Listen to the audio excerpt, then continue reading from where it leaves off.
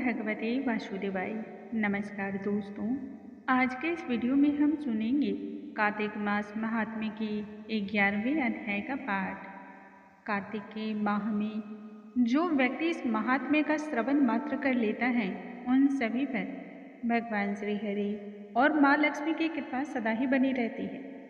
भगवान श्री हरि स्वयं कहते हैं, कार्तिक के माह में इस महात्म्य का श्रवण करने वाले प्रत्येक भक्तगण को मैं सुख, संपदा और धन धान्य से पूर्ण कर देता हूँ तथा जन्म जन्मांतर तक के पाप नष्ट हो जाते हैं। व्यक्ति का भाग्योदय होता है और संपूर्ण विघ्न विनाश का नाश होता है। आइए भगवान श्री हरि का ध्यान करते हुए महात्म्य का हम आरंभ करते हैं। बोलो भगवान श्री हरि की जय, स्वामी नारायण की जय, माता महालक्ष्मी की जय। एक बार की बात है, सागर का पुत्र जलंधर अपनी पत्नी वृंदा के सहित असुरों के द्वारा सम्मानित होकर के सभा में विराजमान था।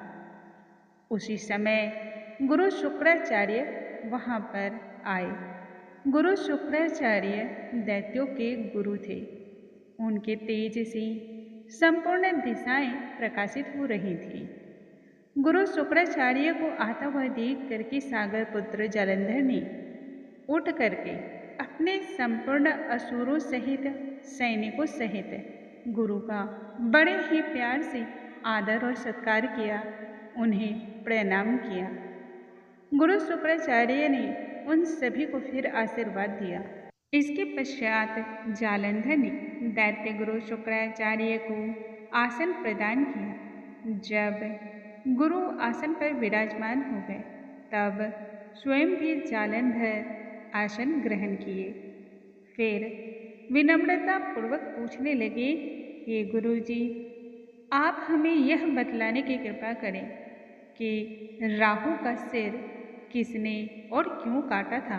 तब दैत्य गुरु शुक्राचार्य ने समुद्र मंथन की एक कथा का जिक्र किया।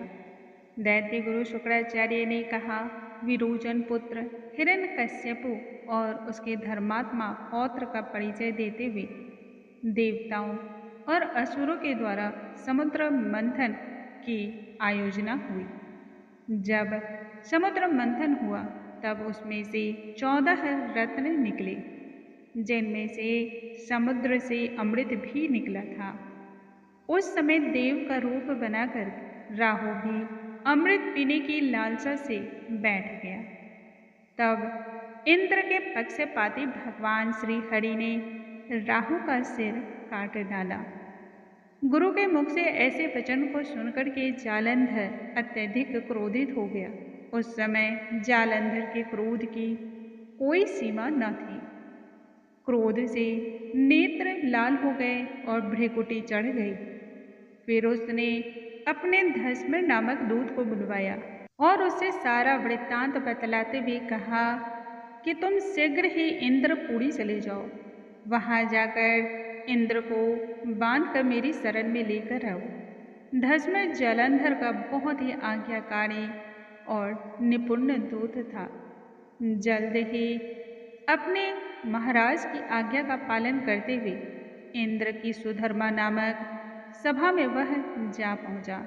धस्म ने इंद्र की सभा में जाकर के जालंधर के वचन कहा, हे देवता धाम, तुमने समुद्र का मंथन क्यों किया और मेरे पिता के समस्त रत्नों को तुमने क्यों लिया?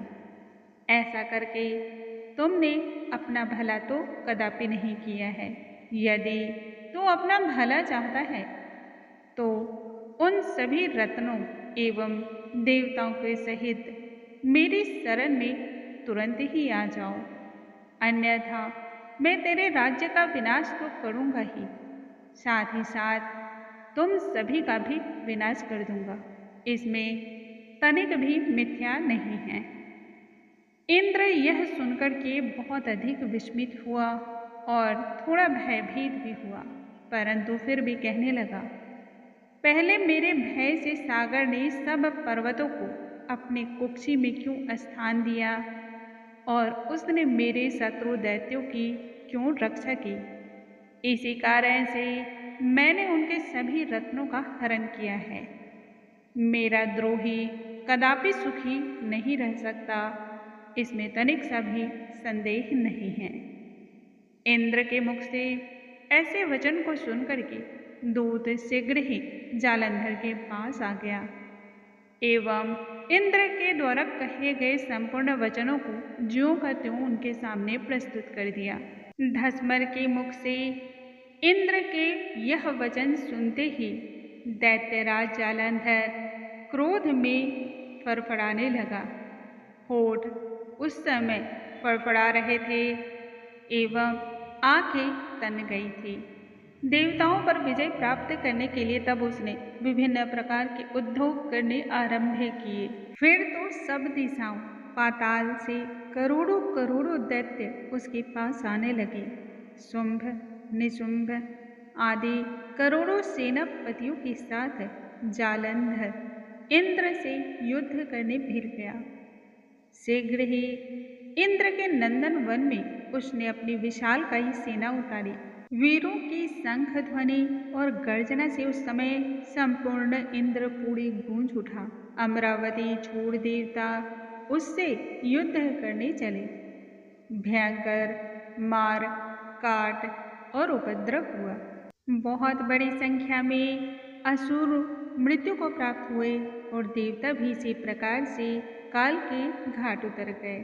तब देव गुरु बृहस्पति और दैत्य गुरु शुक्राचार्य दोनों ने अपनी विद्या के द्वारा सभी को पुनः जीवन का दान दिया। इस पर जालंधर क्रुद्ध होकर के कहने लगा, मेरे हाथ से मरे हुए देवता भला किस प्रकार से जीवित हो सकते हैं। जिलाने वाली विद्या तो आपके पास है। इस पर शुक्राचार्य ने देवगुरु के द्वारा द्रोणाचार्य से औषधि लाकर देवताओं को जीवित करने की बात कह दी। इतना सुनना था कि जालंधर क्रोध में और अधिक भर उठा और दैत्य गुरु शुक्राचार्य से कहने लगा, यदि शक्ति हो तो द्रोणागिरि को खार कर समुद्र में अभी फेंक दो, तब मेरे कथन की सत्यता प्रमाणित होगी। इस पर जालंधर क्रोध में होकर जल्द ही द्रोणागिरि पर्वत के पास जा पहुंचा और अपने विशालकाय भुजाओं से पकड़कर द्रोणागिरि पर्वत को खार कर उसी क्षण समुद्र में फेंक दिया। परंतु यह तो भगवान शंकर का ही तेज था, इसमें जालंधर की कहीं कोई विचित्रता नहीं थी। तत्पश्चात यह सागर पुत्र युद्ध भूमि में आकर के तीव्र गति से देवताओं पर प्रहार करने लगा एवं उन्हें मृत्यु के घाट उतारने लगा। जब द्रोणाचार्य जी औषधि देने आए तो वहां पर द्रोणाचल को उखड़ा हुआ पाया तथा वह स्थान रिक्त था। वह भयभीत होकर के देवताओं के पास तुरंत आए। कहने लगे, युद्ध को अभी तुरंत बंद कर दो, क्योंकि अब जालंधर को जीता नहीं जा सकता है। पूर्व समय में इंद्र ने भगवान शिव का अपमान किया था। यह सुन सभी देवता युद्ध में जय की आशा को त्याग करके इधर उधर भाग खड़े हुए। पूर्व समय में इंद्र ने शिव का अपमान किया था। यह सुनते ही सभी देवता युद्ध में विजय की आशा का त्याग करके इधर उधर भाग खड़े हुए। सिंधु सुत निर्भय होकर के अमरावती में जहाँ घुस गया, वहीं इंद्र तथा अन्य सभी देवताओं ने गुफाओं में शरण ले ली। बोलो भगवान श्री हरि की जय, माता महालक्ष्मी की जय। कार्तिक के महात्म्य की यह कथा को आज हम यहीं पर समाप्त करते हैं। भगवान श्री हरि के जो इन महात्म्य का श्रवण करता है, भगवान श्री हरि स्वयं उसकी रक्षा करते हैं और वैसे व्यक्तियों का भाग्योदय होता है। कल के वीडियो में हम आगे की कथा के साथ मिलेंगे। तब तक के लिए नमस्कार दोस्तों।